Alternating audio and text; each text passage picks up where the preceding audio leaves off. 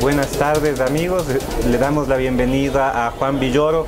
Él es uno de los escritores y periodistas más representativos de las letras latinoamericanas en la actualidad y ha venido a rendirle un homenaje a Miguel Donoso Pareja, el novelista guayaquileño. Juan, en el proceso de descubrimiento del hecho de la escritura, ¿cómo influyó en usted Miguel Donoso Pareja? Yo tuve la suerte de conocer a Miguel Donoso cuando tenía 15 años. Acababa de escribir un primer cuento y vi un anuncio en el periódico en el que se anunciaba un taller gratuito en la universidad. Me presenté ahí y me convertí en el alumno más joven de ese taller. Y Miguel Donoso tuvo la generosidad de tomarme en serio. O sea, yo era un chamaco que apenas estaba empezando y él me adoptó, por así decirlo, con una enorme seriedad y con un gran afecto. Estuve 4 años en su taller, que fueron años muy formativos. Me dio a conocer muchísimos autores y luego me invitó a viajar por él, por la provincia mexicana, a distintos talleres. Entonces prácticamente se convirtió en un segundo padre para mí y tuvo también la grandeza de pedirme que dejara de ir a su taller. O sea, se dio cuenta de que yo estaba creando una codependencia muy grande con ese taller y que si no rompía con eso nunca iba a poder caminar por cuenta propia. Entonces fue un momento triste, pero fue un momento de maduración que no dejaré de agradecerle. Claro que sí, me recuerda lo que usted dice al momento en el que Dante tiene que seguir sin Virgilio por el infierno.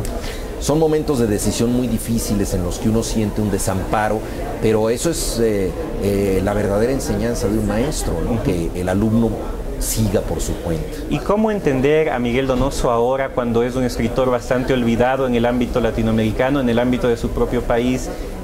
Bueno, yo tengo varias lecturas de Miguel Donoso. Por un lado, tengo al maestro, ¿no? Entonces las vivencias interiores, y yo creo que un buen maestro es alguien que no deja de acompañarte nunca, porque no es solamente una persona que te enseñó cosas concretas, sino que es alguien que te enseñó una manera de pensar y de leer el mundo. Entonces yo todos los días estoy en contacto con Miguel Donoso, con lo que él me pudo haber dicho. Todo esto es una primera capa. La segunda es el divulgador. O sea, él hizo antologías de literatura latinoamericana muy importantes. Tenía una columna en México que se llamaba Bitácora Latinoamericana, donde daba a conocer autores. Hizo una gran labor como conferencista. También preparó antologías, por ejemplo, Prosa Joven de la América Hispana, que dieron a conocer a muchos autores. Entonces es otra capa. Y luego está la del creador. Yo tengo una relación pues muy fluida con su obra como creador, que creo que forma parte de una renovación de la literatura latinoamericana muy en boga en los años 60, de jugar con las estructuras narrativas, introducir el inconsciente, cambiar los puntos de vista, hacer una literatura de contrapuntos. Yo nunca he escrito una literatura tan compleja, tan como de juego de rompecabezas, pero yo creo que fue muy estimulante para nosotros. Ahora, lo que yo le agradezco mucho a Donoso en sus 3 fases, o sea, el maestro, el divulgador y el creador, es que él siempre ha entendido la literatura a través de una multiplicidad. Es decir, él no quiso nunca que sus alumnos fuéramos escritores como él, sino que dejó que cada uno buscara una voz según su propio talento y estimuló ese talento. Entonces esta pluralidad de las voces me parece muy rica. Entonces, yo lo aprecio en todas estas facetas. Sí. Juan, ¿cómo el cronista y el escritor Juan Villoro entiende esta situación de horror que vive hoy en día México? Esta mañana se ha anunciado la desaparición de 33 estudiantes en Cocula y además de los 40 que desaparecieron en Igualá. ¿Cómo usted, como cronista de la realidad y como escritor de ficción mexicano, ha asumido el problema mexicano? Pues estamos atravesando un verdadero infierno. Nosotros con alguna arrogancia hemos dicho, nos estamos colombianizando, y yo respondo, ojalá, porque Colombia en efecto llegó a estar en un nivel de violencia terrible, peor que el que ahora tenemos, pero ha podido salir adelante recuperando tejido social, haciendo mucho en favor de la cultura, entendiendo que el diálogo es necesario y que el problema de la violencia es un problema multifocal. O sea, no es un problema exclusivamente de seguridad que se combate con el ejército. Yo creo que toda bala es una bala perdida. O sea, tenemos que hacer país, tenemos que hacer ciudadanía, tenemos que construir valores, y en ese sentido Colombia es un buen ejemplo para nosotros. Yo espero que eso nos ayude ayude a salir adelante en el horror que estamos viviendo hoy en día. Le pregunto su opinión. ¿Es posible que los mejores retratos de México se hayan dado por la pluma de extranjeros como Bolaño, como Malcolm Lowry, Graham Greene, Fresán, el México fronterizo de Kerouac? ¿Cómo usted bueno, ve eso? El propio Rodrigo Fresán dice, y me parece una frase muy inteligente, que México es un género literario. O sea, desde Graham Greene, Malcolm Lowry, D.H. Lawrence, Roberto Bolaño, Rodrigo Fresán, tantísimos escritores han escrito con provecho de México. Yo creo que es un país que estimula mucho la narrativa. Yo no diría que esa es la mejor visión de México, es una de las maneras de entender a México que ha sido extraordinariamente creativa, la literatura de los extranjeros, ¿no? Pero bueno, ahí está Pedro Páramo, de Juan Rulfo, la obra poética de tantísimos autores, desde Sor Juana Inés de la Cruz hasta Octavio Paz, pues, ¿no? Para hablar de la manera en que los propios mexicanos han entendido su país. Yo creo que es muy fecundo. Ahora, muchas veces las sociedades más dramáticas, las sociedades donde el carnaval y el apocalipsis ocurren al mismo tiempo, son las más fecundas para la literatura, y entonces yo preferiría tener un mejor país y una literatura no tan fuerte. Claro. ¿Y cómo ve usted la literatura mexicana de hoy, después del fenómeno enorme que fue Octavio Paz y de esta digamos, crítica que le hizo Bolaño a Octavio Paz desde la ficción a través de los detectives salvajes? ¿Cómo se configura ahora el panorama literario mexicano?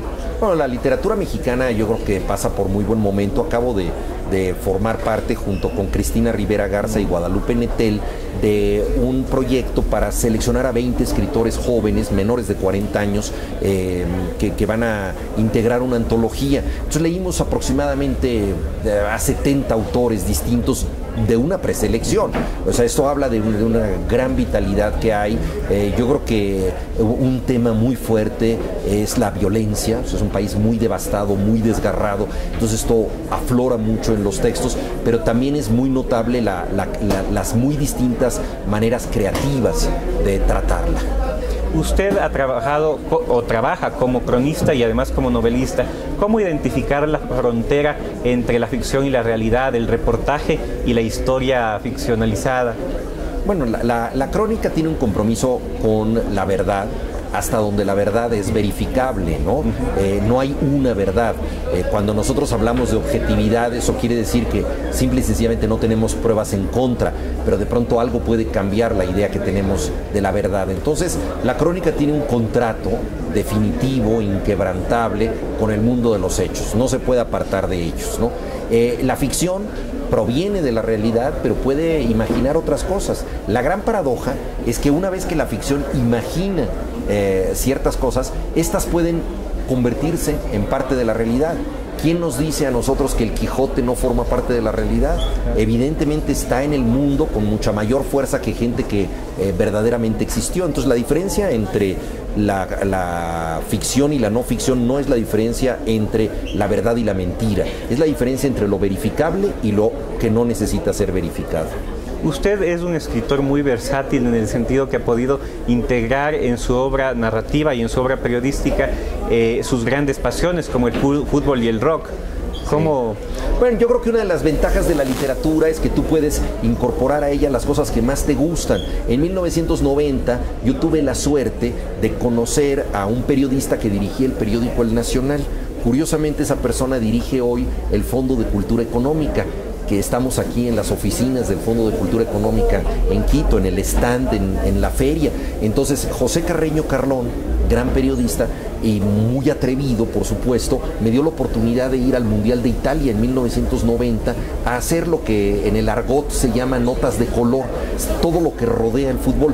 Yo les vendí la idea porque el Mundial se celebraba en Italia, el Papa Juan Pablo II había jugado de portero, se había implicado en el tema, Madonna, que tiene ascendencia italiana, se había enamorado de Roberto Baggio y estaba presente en el Mundial. La Chicholina era diputada y había sido actriz porno y estaba hablando del tema, el Partido Comunista estaba criticando la organización de los Juegos por la corrupción de los estadios. Entonces había muchos componentes eróticos, sociales, religiosos y políticos en torno al Mundial de Italia 90. Entonces con ese pretexto les dije, pues quiero hacer notas, y fui, y pensé que sería una experiencia única, pero afortunadamente tuve la suerte de que me volvieran a invitar a escribir de fútbol. Entonces es una forma de la pasión que trato yo de reflejar, no tanto como especialista, porque no lo soy, sino como cronista de lo mismo que yo padezco, la enorme afición por el fútbol. Yo soy un aficionado a la afición, me interesa mucho dar cuenta de este fenómeno. Le voy a hacer una pregunta que usted hizo en Café con Shandy, a Vila Matas. ¿Usted es más lector de ensayos, de novelas, de poesía, de crónicas? En general leo mucho más no ficción que ficción, o sea, leo muchísimo más textos que tienen que ver con el ensayo, con el periodismo, con la crónica, que textos de ficción. Y también leo mucha poesía. Quizá, como Enrique Vila Matas, el género que menos leo es quizá el que más me dedico en la ficción, que es el cuento y la novela. Yo veo que tú también has hecho mucha crítica al mundo digital de la actualidad, y quería hacerte una pregunta desde un texto tuyo. Una civilización transita de la escritura en arcilla a la computadora. ¿Qué pasaría si allí se inventa el libro? Bueno, yo creo que a veces pensamos que el libro es un objeto superado por la computadora, pero si revirtiéramos la historia de la civilización y tuviéramos un mundo donde solo existieran computadoras y de pronto apareciera el libro, probablemente pensaríamos que es una novedad que supera en mucho a la computadora, porque no se tiene que recargar, no tiene una obsolescencia programada, es decir, no caduca. El libro estimula los 5 sentidos, incluyendo el tacto y el olfato. Se abre como una puerta, una ventana. Se puede dar de mano en mano. Yo creo que lo mejor de los libros son las manos que los hacen posibles. Cuando nosotros convertimos el libro en un talismán del afecto y se lo regalamos a otra persona. Eso es muy importante. Si nos enojamos con el autor o nos descuidamos y el libro se cae al piso, no se rompe, no pasa nada. Es totalmente portátil, es barato, podemos escribir en él, en fin, tiene tantas virtudes que si no se hubieran inventado, hoy en día parecería el gran artificio de nuestro tiempo. La siguiente pregunta es porque tú fuiste un testigo de primera mano. A finales de los 90 recibiste una llamada en la cual se te preguntaba cómo fueron los últimos días de Mario Santiago, el poeta. Sí. Me parece que tú escribiste alguna ocasión que los amigos de Bolaño no se percataron cuando estaban con él que iba a ser un fenómeno de la literatura occidental hoy en día. Claro, el papá del director de orquesta y compositor Leonard Bernstein fue muy severo con él. Y en una ocasión le preguntaron, oiga, ¿es cierto que usted maltrataba mucho a su hijo y le pegaba cuando era niño? Y el papá contestó con mucho sentido de humor, dijo, sí, pero es que yo no sabía que él era Leonard Bernstein. O sea, claro, él no sabía que su hijo se iba a convertir en una persona célebre. Pues lo mismo pasa con los grandes amigos, ¿no? Desde luego que yo admiraba muchísimo a Roberto Bolaño, siempre estuve consciente de su talento, de su carisma. Lo conocí cuando yo tenía unos 16 años y era ese tipo de personas que tú conocías y no olvidabas nunca, una gente magnética, ¿no? Pero el mundo suele vivir equivocado y la gente que tiene mucho talento no siempre tiene éxito, ¿no? Entonces Roberto iba teniendo cada vez más prestigio, pero murió siendo un escritor para muchos desconocido, ¿no? Y se convirtió después en el escritor más leído después de Gabriel García Márquez, cosa que me da muchísimo gusto, porque es un triunfo del bien, ¿no? Yo creo que es extraordinario que la gente haya conectado con esta obra intensa y torrencial como es la narrativa de Roberto Bolaño. Es interesante que en Los Detectives Salvajes aparece un escritor ecuatoriano llamado Pardo Bazán, que probablemente está inspirada a esa figura en Miguel Donoso Pareja, que es la persona que por primera vez publica poemas de Bolaño en una revista.